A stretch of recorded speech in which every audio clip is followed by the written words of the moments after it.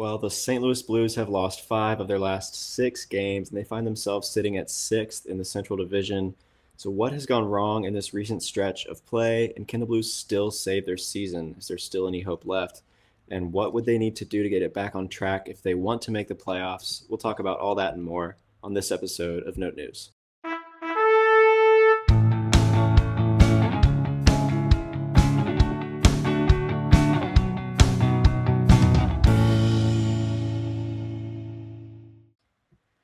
Well, while the Blues were sort of hovering around a wild card spot for most of the early season, they have hit a rough patch, which is kind of putting it lightly. As I said, they've lost 5 of their last 6. We're going to talk about all that today. But before we do, if you're new to Note News, we'd appreciate if you would like this video and subscribe to our YouTube channel. We're also on Spotify and Apple Podcasts, so if you want to follow there or rate the podcast, we'd appreciate that. And we're also on Instagram, Twitter, and TikTok at Note News Pod, where we post some other good stuff, memes, videos, graphics, that kind of stuff. So that's a great way to stay up to date with what we're doing, maybe some guests we're going to be having on, or exciting announcements, things like that. And sort of on that note, we had an exciting announcement about a week ago that we were going to be doing live streaming soon. We posted on all of our social media channels, so we hoped we could catch everyone that way.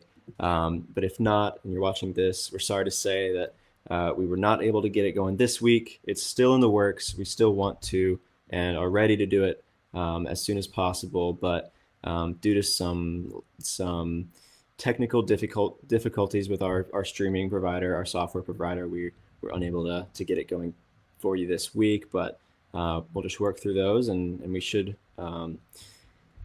be able to get it up and running soon. We'll just have to postpone it a little bit, so we apologize for that. But it's coming. It's coming soon. Alec, how you doing, man? Trying to stay positive. There's not been a lot of good on tape, but there's still hope to be had, and I think we'll try and find some. Although there's also a lot of less hopeful that needs to be discussed. For sure. And I mean, we didn't have super, super high expectations for this Blues team coming into the season. I was hopeful and a little bullish on them that they could make the playoffs. And up until this recent sort of bumpier stretch of play, I was feeling okay about that, honestly. But they've kind of fallen out of contention. So starting on November 7th, which is sort of a couple weeks ago almost at this point. So starting on that day, the Blues lost 4 in a row. Then they beat Boston in overtime, but then they lost another to Carolina. And in that stretch, they went from 7-6-0, so sort of hovering around the playoff picture, to 8-10-1, dropping from 4th in the Central to 6th in the Central. Throughout that stretch, they've been outscored 25-12, and according to Money Puck, they now have a 3% chance of making the playoffs. So things are looking a little bit grim in Blues land for those that were believers, or I guess just overly optimistic about this team, maybe myself included. I must admit. So, I mean, it's been rough to watch, right, Alec? I mean, has there been? Let's ask first. Has there been anything that you've enjoyed watching from the Blues? Yeah, I do think there's actually been some good things. I also want to start by saying that 3% is pretty ridiculous. That's an insane number to say at this point in the season when we're 3 points behind a playoff spot. Like that's absurd. Yeah, let me pull this up real quick and see if there's any other like. Well, the other supplementary ones are not very hopeful as well. But yeah, I would say I think I'm still holding my breath on the final. I mean, preseason I had us missing. I'm still believing that's going to happen, but I still don't think that it's like confirmed that we're out of the race at all. That's pretty crazy to me. But yeah, there's been good things to watch. I think Jake Neighbors has really come on recently. He's really, really played well offensively and some defensive efforts too. For a guy like him is surprising to see. So I think he's really handled that first line role really, really well. Dylan Holloway has put some pretty good stuff on tape too. I think his defense has actually kind of taken a little bit of a hit recently, but maybe he's not playing at the crazy level that he started off the season at. But that's been exciting to see. And I think Cairo and Booch have kind of leveled back out to a sort of safe and stable level of play. It's not the insane pace we saw them start out, but it is much better than the really cold stretch that they had for a while. And they could still definitely improve some more, but it's been okay. However, this team hasn't been winning games, and that's definitely a part of it. So it I, definitely it's harder to find the good, but I think for at sure. least I will always shout out. Yeah, for sure. I would agree with you on the point of Buchnevich, but I actually think Jordan Kyrou has been continuing to be like a great player for this team. I think when he's on the ice, they're like essentially winning his minutes. It's just that he can't always be on the ice. He's now the Blues points leader with 16 points. He's got 5 goals and 11 assists. I think at one point he was on a 6 game point streak. I'm actually not sure, to be honest, if that's still going. Um, I don't think so. I think I, it I ended think last night in I think Carolina. so. Yeah. So I actually do think Jordan Kyrou has Oh no, he had a continued. point last night. Maybe Okay, it is still so going. so maybe it's still going. So maybe it's up to 7 now. Should have done our research on that point, but no, it's all good. But yeah, Jordan Kyrou, I actually think has been pretty good. But Buchnevich, I think has sort of leveled off, like you said. I did want to point out using the money puck sort of playoff odds. They're very clearly, in my opinion, lumping the Blues in this like basement of the league group, which I agree with you is like It's crazy. is crazy. Like the teams below them, all right, going sort of down from right below the Blues is the Anaheim Ducks 2.4%, Chicago 1.9, Montreal 1.9, and then San Jose and Columbus with 0.1%. But right above the Blues is Nashville at 8.4%. That's like a step up. And then the Blues also, as of right now, have like an 8.8% chance of landing the first pick. Nashville, the next team above them, a 5.8% chance. And the teams below them in the standings all sort of incrementally going up from 8%. But like using those sort of percentages, it's pretty clear that according to Money Puck, at least, the Blues are like lumped in this group of like the basement of the league, which I agree is kind of crazy. And I'm not sure that I agree with that. I don't think I'd go that far. But anyways, either way, the season is not going according to plan. Like if you wanted the Blues to make the playoffs, which I think the team itself obviously did. The front office, I think, was supportive of that if it was looking like they were ready. But I think anyone was kidding themselves if they thought the Blues would like be a real threat. But either way, it is disappointing to see such a rough stretch. So why don't we go ahead and talk about what's been going wrong with this Blues team? We can break it down into a few different categories. I wanted to start on a pretty big one, which is just shooting. They are not a good team when it comes to shooting the puck. As I said, during this recent stretch of play, they've been outscored 25-12. I mean, that's crazy. And Yeah. even when you take out that 8 goal game, it's still 17-12. So, I mean, not, it's just bad. It's just bad.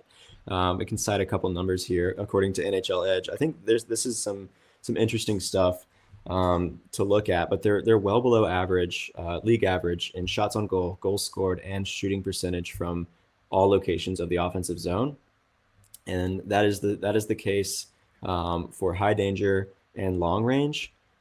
But what I think is interesting is that from mid range, the Blues are in the 99th percentile when it comes to mid range shots on goal, and they're slightly above league average for goals scored from mid range.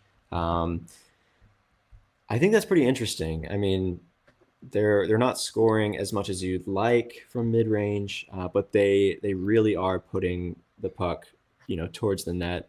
Uh, they are shooting it from mid range, which I think is good. I think that's a positive sign. It's just a matter of being more aggressive, getting those high danger chances, which they just aren't right now, and then also taking shots from deeper in the offensive zone, sending it in, hoping it takes a funny bounce or you get a rebound, something like that.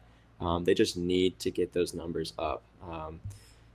What are you seeing? What have you been seeing from the Blues? We can focus maybe not on the whole season unless you have some points you want to bring in, but really focusing on this recent stretch when you're watching the Blues. What have you seen when it comes to actually shooting the puck that you think could be, a sign of what's been going wrong here?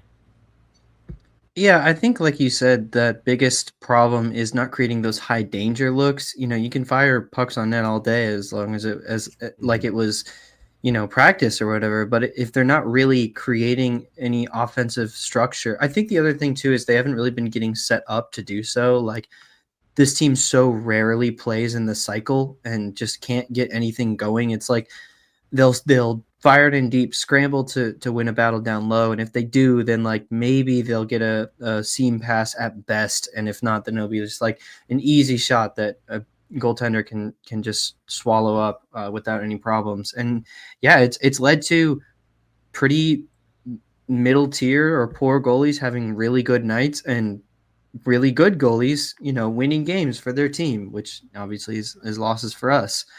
And yeah, I think it has been like a whole season thing and not just this past stretch. In the month of November alone, they've scored an average of 2.3, 2.4 goals per game.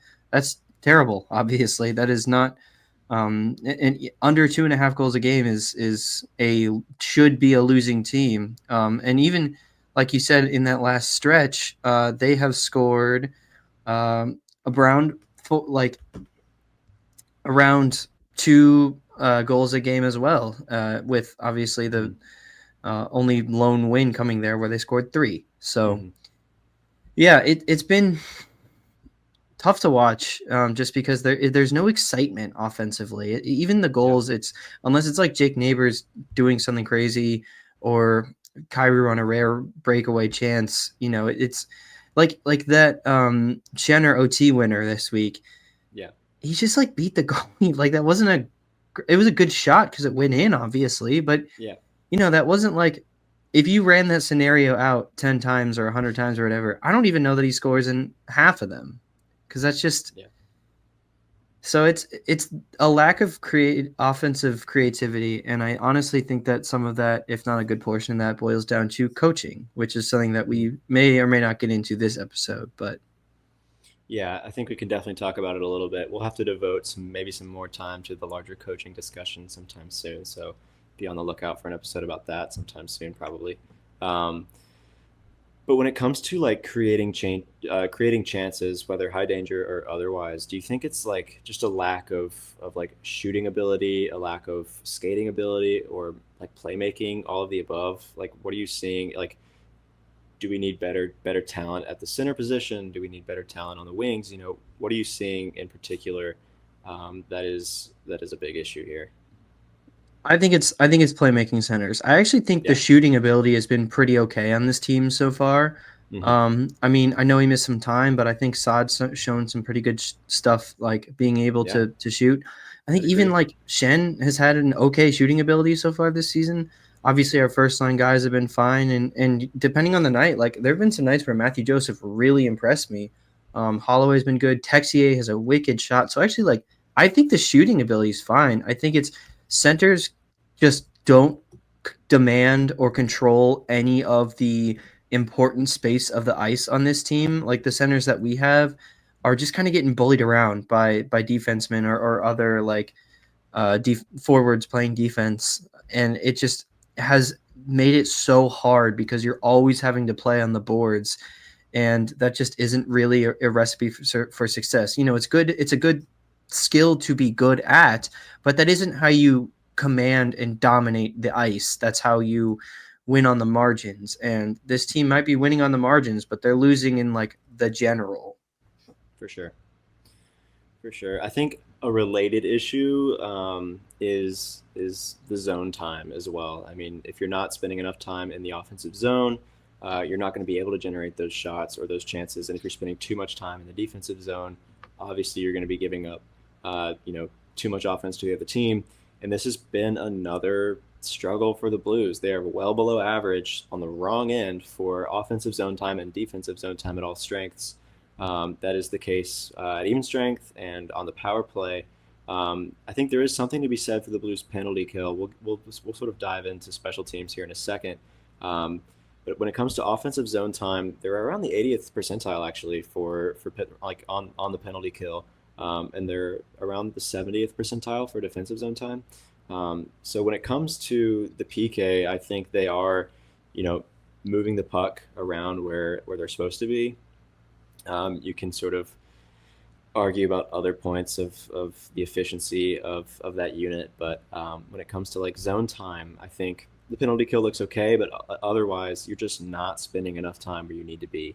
They're spending a lot of time in the neutral zone, and just it seems like they're struggling to get it up the ice. Would you agree with that? Hmm. Yeah, Yeah, I think that's center, like lack of good center play being exposed again. yeah, for sure. And a big part of this is injuries, right? Robert Thomas has missed some time. We'll talk a little bit more about him in a little bit, and some injury news surrounding Robert Thomas. But I mean, anytime that the best player on your team goes down, it's going to be a struggle, and we knew that. And we sort of discussed how this stretch of play would be one of the bigger tests for the Blues, one of the bigger indicators of who this team really is, beyond just this one player. And like you said, there is a lack of playmaking ability at the center position. Can't get back soon enough. So that I mean, there is something to be said for that. They are not a complete team, but any good team should be able to plug those holes as well. Why don't we talk a little bit about the special teams here? I mean, I was talking about the penalty kill. I'll go ahead and talk about that. It's not so bad. League average for the penalty kill is about 79.5%, somewhere in there, give or take a little bit. And the Blues are at like close to 77%. So they're close to league average. They're not atrocious when it comes to the penalty kill, I wouldn't say. They do have the 10th most expected goals against, which is not what you want. They are giving up despite not allowing the other team to spend a whole lot of time in their zone and in the Blues defensive zone on the penalty kill, they're still giving up like two two high quality of chances essentially. But on another note, they do have the ninth most. Sorry to throw all these stats into this conversation, but they do have the ninth most goals against above expected at 1.39 on the penalty kill. So they are getting a little unlucky, but they are also generating or allowing the other team to generate good chances, and you do that consistently enough, you're going to get burned for it. Anything you're seeing from the penalty kill, good or bad, over this I think stretch? I think this was brought up by the ESPN broadcast, which I believe was in the Sabres game, if I'm not mistaken. But they sort Hmm. of made a comment about the way that the Blues as an organization structure their penalty kill. And something that they said really stuck out to me that wasn't the focus of what they said, but essentially it was that like so many penalty kills around the league are very aggressive. They really try and chase the puck, make you uncomfortable, not get set. What the Blues try and do is they just load the box up, get sticks, bodies, whatever in the way of passing lanes, and essentially try and make a brick wall in front of the goalie. What I think the important thing that I drew from that was the point about how this is how pretty much no other teams do this method anymore. Um, in that, yeah, as I've said before on this podcast, and as if anyone has watched other teams play, typically you do have someone chasing around the puck around the ice to try and make them uncomfortable, and it is a little bit more like boom or busty. Like if you miss or if you overcommit or whatever, good power plays can take advantage of that. But the point of a power play is you're already down a man, so good chances Penalty are kill. going to, yeah, um, good chances are going to pop up. So the Mhm. idea is that if you play active instead of passive, then the rate at which those good chances pop up is going to probably be the same, if not be a little bit higher. And maybe they'll have higher chances to convert on those, but you're also going to get more plays the other way. And if you break the rhythm of a power play, that's a good way to beat the numbers of like expected models and whatever. Versus the way that our team coaches it is, yeah, to stick everyone in a diamond in front of the net and just block everything. Throw your body out, throw your stick out, whatever you can, which has had some success. There were some really nice plays by especially Sunquist in that game, which was kind of cool. So they know how to teach like throwing yourself in front, but also just like, first of all, that isn't as good for the players, obviously, and Hmm. second of all, it really, you need to be so specific with your positioning and just in the Right. moment, in the speed of the game, that's so hard to do. And sometimes even then, like a good passer can just thread one through and beat you, and just that'll happen. So Hmm. it's almost like a low reward medium risk versus a high risk high reward strategy. And Hmm. it doesn't really make sense to me. It makes sense why so many other teams have moved on from this, and yet the Blues just refuse to coach it any other way. And I guess again this goes back to the coaching, is it's just so passive and unexciting. Yeah, I mean, a couple points there. Like you said, when the penalty kill is breaking up the rhythm of a power play, that is huge.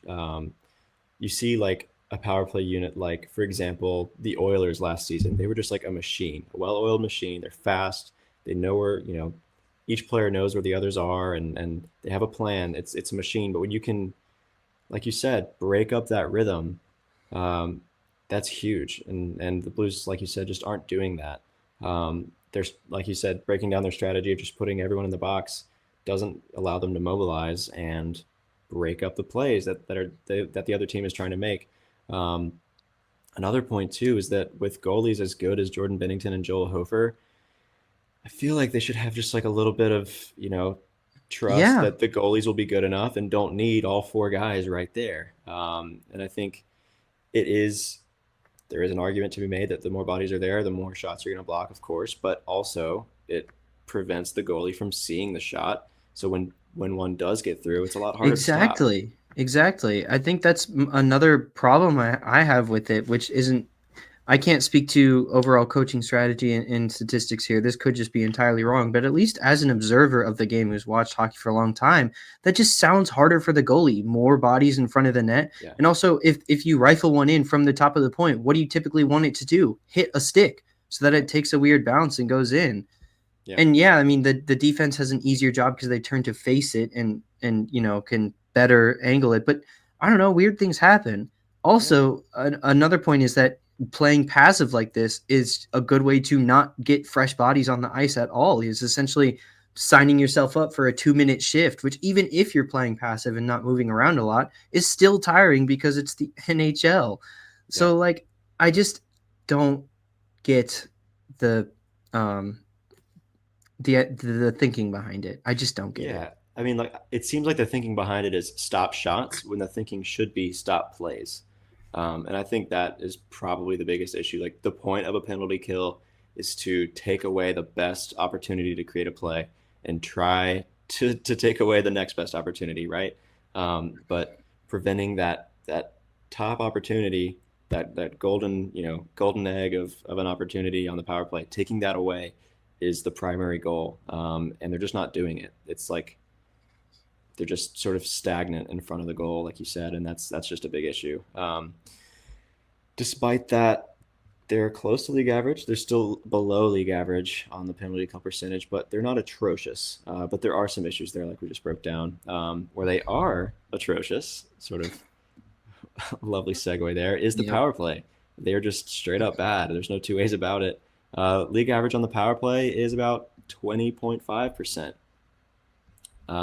Alec, I know you know, so I won't make you guess. Um, but the Blues are at 13.64% on the power play.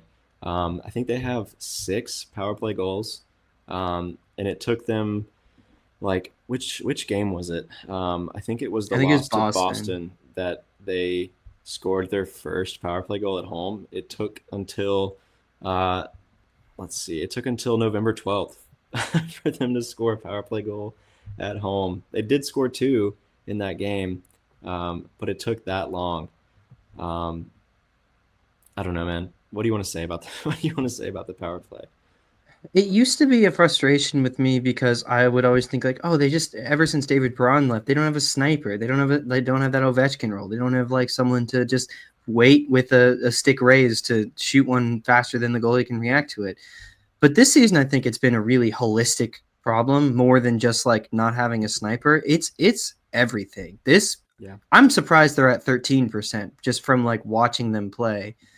I mean, having I part of this is with the caveat that Robert Thomas is out, but you Yes. know, Yeah. having typically they'll send Shen out to take the face off because Vucinovic just cannot take face offs, and that's a good way to lose time. They have trouble entering the offensive zone because their strategy is so telegraphed every time. They have someone skate it to our blue line, then leave it, and another skater comes in faster than behind them, and it's pretty much on that one skater to gain the zone, whether that be dump and chase or make a move or whatever.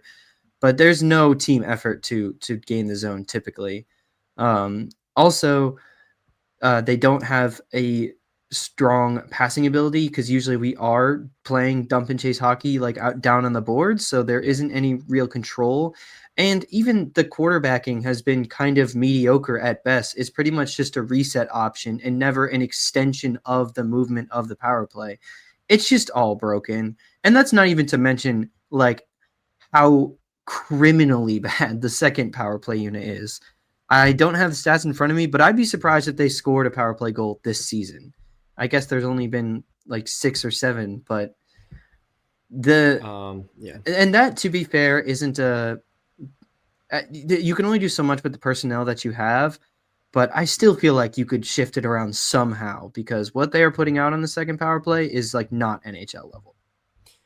Yeah. I would agree. I think even the first power play is not all that close to NHL level either. But I mean, like you said, it seems like to me that they just don't really know what they're doing. Yeah. Honestly, it's like the entire plan is the zone entry, and once they get in there, it's like they're just making it up. Yep. And I mean, like you said, the quarterbacking is bad, and when yeah, I don't know. There's not a whole lot to be said. Just besides, it is not like serviceable for a competitive NHL team. Um, it's just disappointing because this has been a chronic issue for this team. Going back to last season, it was one of the biggest issues. They are bad. I just I don't have a lot to say. You broke it down pretty well. Um, Another thing that's been going wrong for this team, like I said, is injuries. Robert Thomas being out, and then Philip Broberg being out. I think they've missed him a whole lot on defense. In fact, Oh I yeah. know they have. I think that there have been I have. What some. about that? Thank you, Alec. Philip Broberg solidarity. There have been some players that have stepped up. They've looked okay. In particular, I'm thinking of Ryan Suter. Um, he sort of kicked his game into another level, and I'm like, sign him again, sign him to one more year, next year. I'm No, not even gonna think about that right now. I think that's oh, that is a we've been down this path before, John. I know. We'll get there though. That's an off-season discussion. Yeah, I know. No, no, but I think he has been good, and I've been pleasantly surprised. Mhm. Yeah. Beyond beyond that, I mean, are you seeing anything on defense that is good, or are you? I mean, is there anything that is particularly bad that stands out to you? But do you think there's anyone that has sort of stepped up at all as Philip Broberg has been out? I mean, like P.O. Joseph tried to slot into that role and has been doing Is it. also out now. Yeah, right. So another injury there. But yeah, I mean, anything you're seeing on defense? I guess I think Pareko's been Pareko, which is good. He wasn't Yeah, like he was really started to show signs of age pretty bad the last 2 seasons, and I think he's sort of definitely not all the way back, not even close, but he's like been more than serviceable, which is fine. Like you said, Suter's impressed. I'm not going to say he's brought me back in, but Perunovic has had some not atrocious games in the past stretch. But I'm not brought back in. I think he's just a body at this point. Sorry. And well, you said positives, but I don't know. You caught me on the wrong day. Falk's been pretty poor. He has not been producing since it feels like 2 weeks now. That it's just not been really creating at all. Like it really feels like he was profiting off of Philip Broberg's, I don't know, common success, if you will. Sure. And now that he's lost his partner, there's a joke to be made there somewhere, but he's walking through life without any direction, and it's not helping the team. Mm-hmm. I think we're all walking through life without direction. While Philip Broberg is injured, can't get back soon enough. I know that I sure am. I'm taking it especially hard, Alec. I'm here for you. Thanks, man. I appreciate that. I mean, are we at the point where it's like, can we please have Nick Leddy back? I mean, yeah. I mean, like honestly, just a body to put out there who can. Yeah, seriously, like cannot emphasize an NHL level body. It doesn't even have to be like second pair level. That's the level we're at. Yeah. And I think there is bound to be some regression back to the mean in a positive way for Nick Leddy, who just had an atrocious start to the season after having a decent season last year, like being pretty reliable last year. So as tough a time as I was giving him early in the season, I'd be willing to eat crow on that if he can just come back and look okay, because this Blues team is in desperate need of some defense. I want to talk now, sort of broke down what's been going wrong over this recent stretch, but I want to talk now, have a discussion about whether or not they can get it back on track. Maybe make the playoffs. It's looking pretty slim right now. I mean, like better than 3%, I'll tell you that much. Better than 3%, I would agree, but still not great. It is, I mean, we've sort of been saying for a while now, it's early, but like we're over a month into the season, almost a month and a half at this point. And we're almost a quarter of the way through the season, so it's not so early anymore.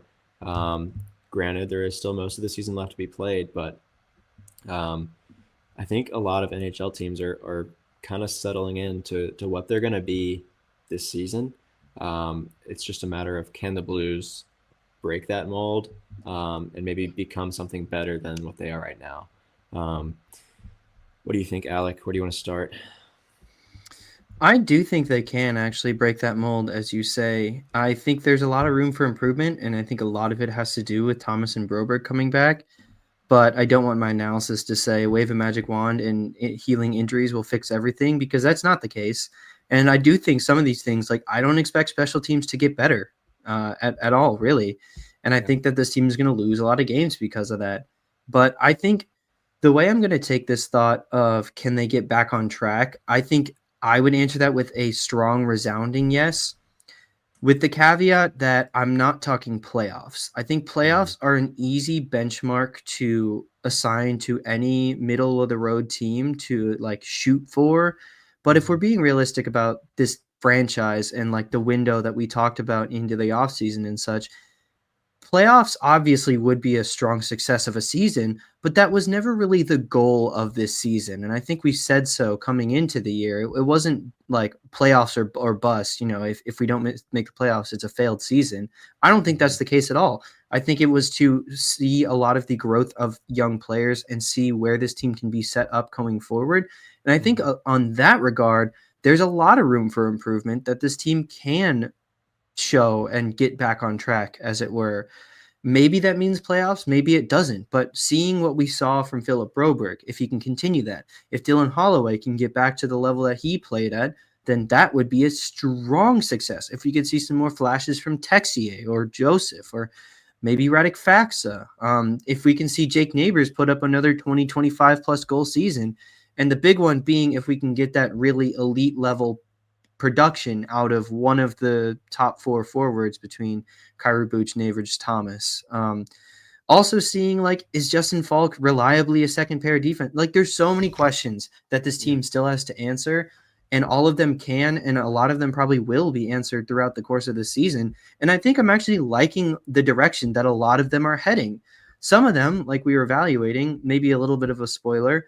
Some of them, like the coaching, maybe aren't heading in the right direction, but that's a really important step to know before this team enters their real contention window.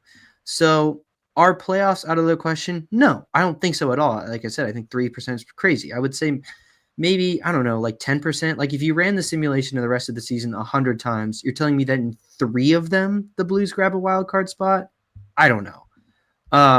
But I would probably put it somewhere around like 10%, which is still really low. But could that be an outcome that happens? Yes. And can this team be a lot more competitive than we've seen in the last couple of weeks? Absolutely. And that's what I'm going to hang my hat on for now. I think I'd agree with you for sure. I do think playoffs at this point are a slim, like it's a slim chance, and I wouldn't be betting any money on it necessarily. But I think there is more to this team. I don't think they're this bad at all. And like you said, I think what would make this season a success is if we see signs of what this team could be thinking long term. We'll have to have a separate discussion about like should the Blues go full blown rebuild. I think we have said multiple times that we think no, but I think taking into context some of this season, the way they've played, we could have that discussion at a separate time. But I think really, like you said, what you're wanting to see is can they see themselves having Jake Neighbors, Joel Hofer, Alexander Texier, Philip Broberg, and Dylan Holloway, especially as key parts of the future. And I think all of those names that I just mentioned could be maybe not Texier super long term, but the other four like absolutely. And so that's what I'm hoping to see. I think Jordan Kyrou, if he can continue this recent stretch of hot play, I just looked at his game log. His point streak did end at 6. He did not have a point in the win over Boston, but did have a point against Carolina. So he has points in 7 of his last 8, which is still pretty solid. I'm liking what we're seeing from Kyrou, and I'm glad that he had that hot start points wise, not goals wise, but points wise. But he has picked it up on both fronts in the past couple weeks, and so I'm liking what we're seeing from Jordan Kyrou. I would like to see him take another step, but really, what I'm hoping to see from this team is in the near term, just pick it up while these guys are injured, and then see what you can do when they get back. Because I think adding Robert Thomas, there's sort of a natural shuffle down of everything else falling into place, maybe a little bit closer to where it should be. Same thing with Philip Broberg. If he can return, maybe he can, after getting back up to speed, can take some top pair minutes. Ryan Suter, Justin Falk could be viable, and then your defensive picture looks a lot better as well. I don't think you want to be relying so much on 2 players that when they're both gone, you're just an awful team. But those 2 players were a big reason for the Blues' early season success, and so I'm hoping they can tread water a little better than what they're doing now, and make sure the season's not just a wash entirely. Because I think becoming like a losing team, like what you're seeing with the Chicago Blackhawks, who, sure, they might have a bright future, but other teams like the Detroit Red Wings, it's not a guarantee that they do. It's not a guarantee. It's not a guarantee, not at all. But they are moving in the right direction, I guess, at this point. Yeah, I know you don't like them, Alec, but Connor Bedard is a good hockey player. Connor Bedard is a good hockey player. I think they're a better team than they were last year, but we can have this discussion. That's also true. But anyways, I mean, you see like the Red Wings, for example. I mean, that is a team that has just been stuck in neutral for the longest time. You don't want to become that. We are it's like we are kind of getting into or at least I am getting into this like rebuild versus retool discussion, but um, I don't think the Blues should just tear it down to the studs and go full blown rebuild. Not at all. Um, but I mean, even if you can start to get some minutes from some young guys, call them up from Springfield or something like that, I think that could make this season a success in more important ways than just making the playoffs and losing in the first round. Um, so those are some of my thoughts there. Um, This is going back just a little bit, but on the Jordan Kyrou point, just because I want to give him some love, yeah, because I don't know, he gets a lot of criticism from Blues fans and non-Blues fans, and I don't think a lot of it's fair. And part of here's why is Jordan Kyrou not on the most like accurate or like what it should be NHL deal in the league. Like he's signed through till 2031. He's making 8.13 a year. So around 8 million a year, and he's 26. Always hovering right around point per game, a little below, and his defense has really taken a step up. It was pretty poor to start out his career. But this year has been average. You're telling me that you wouldn't pay 8 million a year for 75 to 85 points and like a +5 rating? You brought up the Detroit Red Wings. Their captain, who is 2 years older, is making just about the same, a little bit more, and has 13 points in 17 games. Kyrou, I'll just go through his like very basic stat line this year. 16 points in 19 games, 5 goals, 11 assists, and a +2 rating, versus Larkin's 10 goals, 3 assists, and a -6 rating.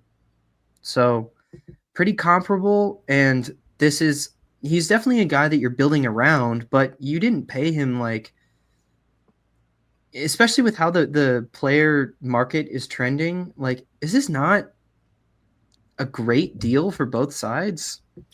yeah. I think maybe where some of the criticism comes, and I agree with you. I mean, I think where some of the criticism comes is that he's got sort of that twin contract with Robert Thomas, right? And so he is just Who's getting naturally severely underpaid? who is getting underpaid. So he's just being compared to Robert Thomas um, because they are sort of in this thing together.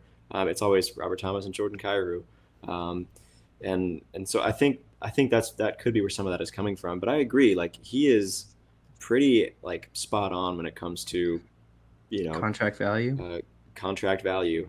Also, by like most indications, the salary cap is going to go up, and so that percentage of the cap is just going to go down. And so, like percentage wise, you're not paying Kyrie that much, especially if it goes up. And like I said, by most, if not all indications, the salary cap probably will be going up um, in the near future. But Just my tangent. yeah, no, and it's a good tangent because Jordan Kyrou gets so much hate. And while on some level I understand some of it, like he's a streaky player and he hasn't quite become like what everyone hoped he would be yet. Um, but I think when it, like you said, when it comes to contract value, you're getting what you're paying for. Um, and that is a good player, really. And the best player over this stretch of bad play has been Jordan Kyrou, I would say. So yeah, just got to defend our boy. Yeah. But anything else you want to talk about? Maybe some goalie discussion. I mean, we had our larger goalie discussion um, in our previous episode where we talked about um, sort of mixed results from Bennington and Hofer so far this season. Um, I mean, over this recent stretch, it hasn't really gotten any better. Um, so, anything you want to add there? I think we broke it all down pretty well. You guys should Sure. check out that if you haven't listened. There's a lot of stats that we go into there. If you want more than just goalies are weird, even though goalies are weird, and we do make that point too. But Yeah. Well, on a closing note, we'll move to our news and notes segment. Talk about some other tidbits in Blues land. But before we do, if you haven't already, we'd really appreciate it if you would like this video and subscribe to our YouTube channel. Like and follow, or rate and follow, excuse me, the podcast wherever you listen, Spotify or Apple Podcasts. And give us a follow on Instagram, Twitter, and TikTok at Note News Pod. We're hoping to get live streaming up and running as soon as we can. So any news that would come on that front, we'd post there first until we're able to get a video up. So follow along with us there. But let's talk about a couple news and notes, just a couple quick things. First of all, on the Alexei Toropchenko point tracker, he is up to 4 whole points. Let's go, talking baby. about He's got a goal and 3 assists, and he has blown past his 1 point from from a couple weeks ago. That was I can't remember what episode that was on, but that was a funny moment. It was right after he got his extension, I guess, and we were talking about his career production and then looking at his in-season production. So I think we're gonna be tracking Toropchenko's point production this season. It's gonna be something I'm paying attention to. On a more serious note, Kasperi Kapanen was placed on waivers today on Monday, November 18th, according to Elliot Friedman of Sportsnet. Do you think he would First of all, do you think he'll clear? And second of all, do you think he would accept an assignment to Springfield? Or what are your thoughts on the Kapanen situation? I think he will clear and accept. In his position, this is his chance to play hockey, and I think he knew that this was his role going in. So yeah, I do think it'll go through. And even if he does get claimed, I don't think it's the worst thing in the world. I think this is probably signaling the time of return for maybe a guy like Bolduc, or giving a run to someone else that they like down in Springfield, up in Springfield, whatever. Yeah, another interesting note, sort of something that could be thrown in the mix, is that Robert Thomas might be ahead of schedule. I believe he is on. Let's see. I think he's on the current road trip with the Blues. I believe Jeremy Rutherford reported that. So he's been traveling with the team. And skating. They're skating. Well, I say current road trip. It's the road trip that just concluded. So he was with them, and maybe he'll be coming back sometime soon. Hopefully, he's ahead of schedule. Earliest possible would be at the end of this week, and we play the Islanders on Saturday. I'd be pretty surprised, but maybe eyeing the Rangers next Monday as a potential.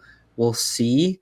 I don't really know what exactly I'm expecting. It's just so hard to say, because they don't know the guy. But I would say next Monday is when I'll definitely be refreshing that news cycle. Yeah, I think I said it earlier. He can't get back soon enough.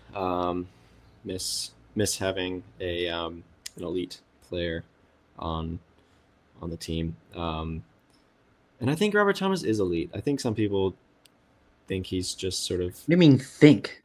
I mean, I know Alec. I know he's elite. But I think other people really undervalue him and just see him as a solid, good player. But Robert Thomas is amazing. So the sooner he can get back, the better, and maybe this team can figure some stuff out. But until then, we'll see you next time. And like I said, you know where to find us. All those plugs and outlets are the best way to reach us, best way to find us. So hopefully live streaming will get up and running soon. Some announcements to come, hopefully. So we'll keep everyone updated on that. But this was a fun one, Alec. We'll see you next time on Note News. And of course, let's go Blues. Let's go Blues.